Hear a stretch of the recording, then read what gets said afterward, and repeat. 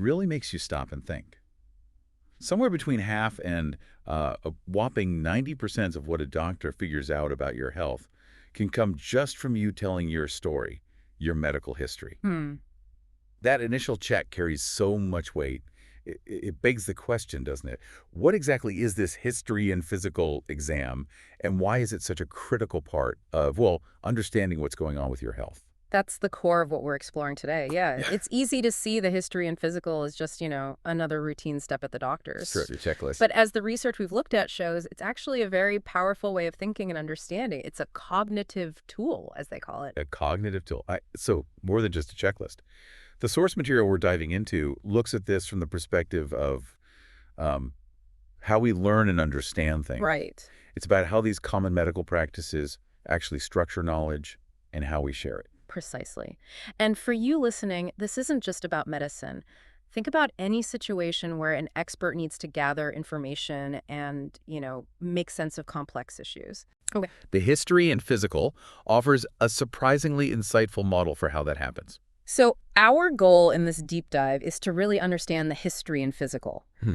not just as a series of questions and her Kirby broads, but as this fundamental cognitive tool. Mm-hmm. We want to see how it embodies a wealth of medical knowledge, how it helps doctors think through problems, and why it's so essential for both developing medical expertise and making sure patients get the best possible care. Let's start by understanding what's meant by a cognitive tool. The research highlights two main ways to think about tools. First, there are the physical things we use to get things done, like a hammer or a computer. Right. In a medical setting, this could be a stethoscope, for instance. Sure. These tools exist at different levels. You have the object itself, then how it's used in a standard way, Yeah, okay. and then the whole environment where it's used, like a hospital or clinic with all its procedures and rules, like a tertiary level, right? So the stethoscope is the object. Mm. The way a doctor uses it to listen to your heart is the standard use. And the entire doctor's office visit, from check-in to examination, that's the whole environment. Okay, but the second sense of tool sounds even more interesting. It is. The second type of tool is more about how we think accepted ways of reasoning, methods of making arguments. Uh-huh. These intellectual tools, just like physical ones, carry the weight of past knowledge and, well, how people have thought about these things before. The research points out that these cognitive tools have built-in assumptions, and we often use them without even realizing those assumptions are there. Like how I read an essay, maybe Mm. there's a structure, right? An accepted way of presenting an argument with an introduction, evidence, a conclusion. Exactly. That's a cognitive tool with built-in ideas about how to communicate effectively. Mhm. So in the medical world, what's the main cognitive tool we're focusing on? It's the history and physical exam itself. It's the central intellectual partnership in figuring out what's going on with a patient. While things like lab tests are also part of diagnosis, of course, it's the patient telling their story, the history, and the doctor's hands-on examination of the physical that are the core cognitive tools we're discussing. So these aren't just random steps. These routines, this standard way of interacting with the patient, these are the tools. That's it. And the research suggests that really engaging with these tools is how doctors develop their skills. It also ensures that there's still space for careful, thoughtful consideration in each individual case, which is, well, so important for good patient care. Exactly. These routines provide a framework that guides the doctor's thinking. Now let's look at the reasoning that's actually built into this tool, the history and physical. One of the key things is the pragmatic priorities and routines that are part of it. Pragmatic priorities, like figuring out what's wrong, but also something more. Yes, it goes beyond just finding a diagnosis. Ideally, this interaction not only gathers the necessary medical information, but also builds trust and understanding between the doctor and the patient. Right, rapport. This connection is so important for the patient to feel comfortable and, to follow through with any treatment. That makes a lot of sense. If you don't feel heard or understood, you might not be as likely to stick with a plan. And our source mentions the standard parts of a patient history.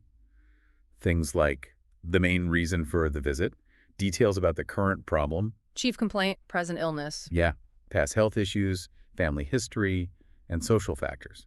How do these act as these pragmatic priorities? Well, these categories essentially guide the doctor to explore the areas of your life and experience that are most likely to provide clues about your current health. It's a structured way to have the conversation. Okay. What brought you in today? What's been happening with this problem? What other health issues have you had? What about your family's health? Are there any lifestyle or social factors that might be playing a role? These are the key areas to cover. So when you hear chief complaint, present illness, past medical history, think of these as the doctor systematically building the narrative of your current health concern within the larger story of your life. It's interesting because the research contrasts this with, well, older ideas about history taking, which were more like a doctor trying to extract just the bare minimum of A facts. one-sided hunt. Yeah, there's much more emphasis on it being a two-way conversation, really listening to the patient and even using the opportunity to help the patient understand what's going on. That's a real shift, isn't it? Absolutely. And as the doctor goes through these parts of the history, they're constantly trying to narrow down the possibilities, what we call ruling in and ruling out potential diagnoses. Uh-huh. They're also looking for any urgent signs, red flags that might indicate a serious medical emergency. And it's incredible that so much of the diagnosis, that 50 to 90% figure, comes from this initial history. It really shows how powerful that conversation can be. It does. And the history and physical provide this crucial organizational structure.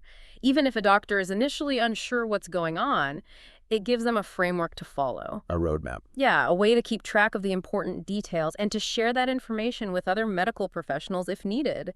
It brings a kind of order to a complex situation. So even in those unusual cases, when a doctor encounters something they haven't seen before, the standard approach of the history and physical gives them a method to start, a set of questions to ask, and things to look for. It's like a well-established way to approach the unknown. Precisely.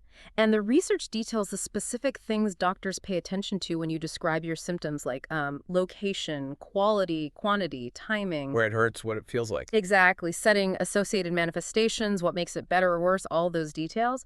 Medical forms and records are even designed to prompt these specific inquiries so that those important details don't get missed. It's like the tool itself is guiding the process. Okay, so we see how the history and physical is a really practical tool for getting diagnostic information.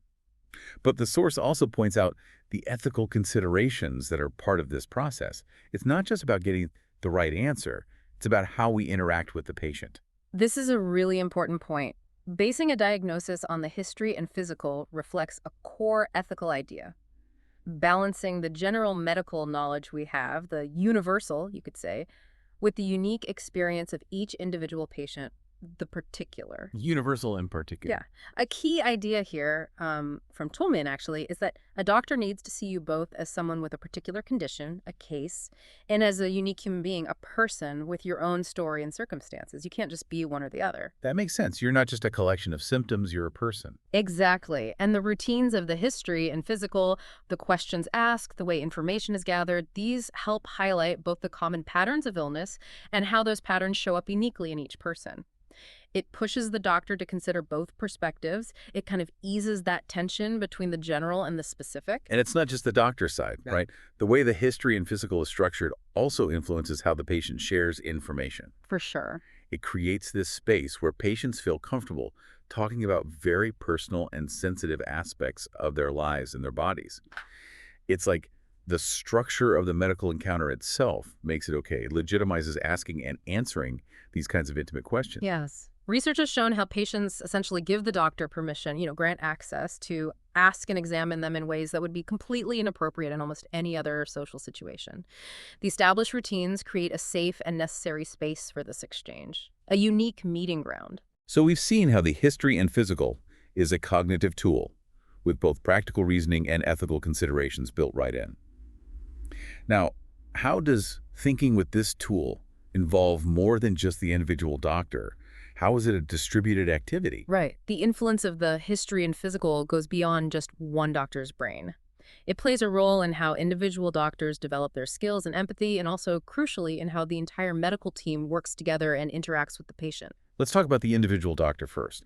The research we looked at raises some concerns about relying too much on diagnostic tests and maybe not enough on the history and physical. Yeah, there's a definite concern there. It suggests that some doctors, perhaps even starting in their training, might be too focused on lab results and scans and miss important clues from really listening to the patient and doing a thorough exam. What's interesting here is that while technology is obviously incredibly valuable in medicine, there's a potential downside. The appeal of getting seemingly objective results from tests can sometimes overshadow the more subtle, frankly, more demanding skill of taking a thorough history and doing a careful physical exam. Hmm. And the research suggests this might be happening early in medical education, which is, well, a concern. And skipping or rushing through the history and physical can have consequences beyond just, missing a diagnosis. It could lead to ordering unnecessary tests, which costs money and time. Definitely. Plus, as the research points out, it means fewer opportunities for doctors to develop their clinical acumen or clinical intuition, that ability to recognize patterns and make connections that comes from really engaging with patients over time. Precisely. Without that full interaction, the doctor is less likely to develop the ability to recognize patterns and make connections in future cases. There's also the risk of sort of jumping to a conclusion based on initial information. Premature closure. Exactly, and overlooking other important factors like lifestyle or psychosocial circumstances that might not be immediately obvious but are still really relevant to the patient's overall health and well-being. It's like the history and physical acts as a constraint, maybe. A break against making quick judgments. That's a good way to put it. It encourages a more open and comprehensive way of understanding the patient's situation. And this connects back to that ethical idea of seeing the patient as more than just a diseased organ, balancing the medical case with the individual person. Exactly. While tests offer a certain kind of objectivity, it's often in the more personal, subjective interaction of a skilled interview that the full picture of the real patient emerges, with all their unique experiences and complexities. The history and physical creates that space. So, by really engaging in this process, even when things aren't immediately clear, doctors are encouraged to recognize what they don't know, maybe, to listen more carefully, to consider different possibilities, and even to consult with colleagues. It fosters a sense of intellectual openness and humility. That's right. The practice of the history and physical, when done well, isn't just about collecting facts. It's about building empathy and refining clinical judgment, those essential qualities we want in our healthcare providers. Now, let's think about how the history and physical helps with teamwork. It's rarely just one doctor involved in a patient's care, is it? Not at all. The information gathered during the history and physical is often used by a whole team of medical professionals. For example, nurse practitioners play a vital role in gathering and monitoring this information, often bringing a very personal and detailed understanding of the patient's condition. Right. They might have a deeper insight into how a patient is really experiencing their illness day to day. So the standard ways of doing a history and physical and the information that comes out of it become a shared language, a common ground for everyone on the medical team: doctors, nurses, specialists, therapists, anyone involved in the patient's care. Exactly. Think about the quick questions you hear in a hospital. What are the vitals? Everyone knows what that means and what information needs to be shared. Standardized forms and medical records create a consistent way to share important details, making it easier for the team to work together effectively, to coordinate care. And it all circles back to the patient relationship too, doesn't it? It does. The history and physical isn't just about extracting medical facts. It's about building that connection, that rapport with the patient, which is crucial for things like the patient actually following their treatment plan. Absolutely. If a patient feels understood and part of the process, they're much more likely to be an active partner in their own care, to adhere to treatment. Uh-huh. And the medical record itself, which comes directly from the history and physical, serves as a tool that helps everyone involved think in future interactions with the patient. Research has shown, there was a study in Finland, actually, that when patient records are used effectively, consistently, it leads to better continuity of care and improved outcomes. Of course, the research also reminds us that this tool isn't perfect. The history and physical can become just a rote exercise, right? Done without much thought, or the information gathered might not be fully used or integrated. True, it can be superficially performed. And sometimes, status differences or power dynamics within a healthcare team can make it harder to collaborate effectively, even when these shared tools and conventions are in place. That's a really important point to remember. Like any tool, how well it works depends entirely on how it's used and the context it's used in. But the potential for improving communication, fostering better teamwork, and ensuring a more complete understanding of the patient is still a fundamental strength of the history and physical. This has been a really insightful look at something most of us probably don't think about too deeply. It's clear that the history and physical is much more than just a standard exam. It's a powerful way of thinking, a tool that shapes how doctors understand illness, encourages empathy, and helps the whole medical team work together, all while carrying significant ethical weight. Absolutely. It reflects, the accumulated knowledge and reasoning of medicine, providing a framework for navigating the complexities of human illness while keeping the individual patient right at the center. So here's a final thought for you listening. In a world where technology in medicine is constantly advancing with new tests and treatments, how do we make sure this fundamental cognitive tool, this human interaction of the history and physical, stays absolutely central? That's the challenge. How do we find the right balance between the amazing possibilities of technology and the, well, irreplaceable value of really listening to and understanding each individual patient? And maybe more broadly, what seemingly routine interactions in your own life or your own field might also be surprisingly powerful tools for knowledge and understanding. Something to think about.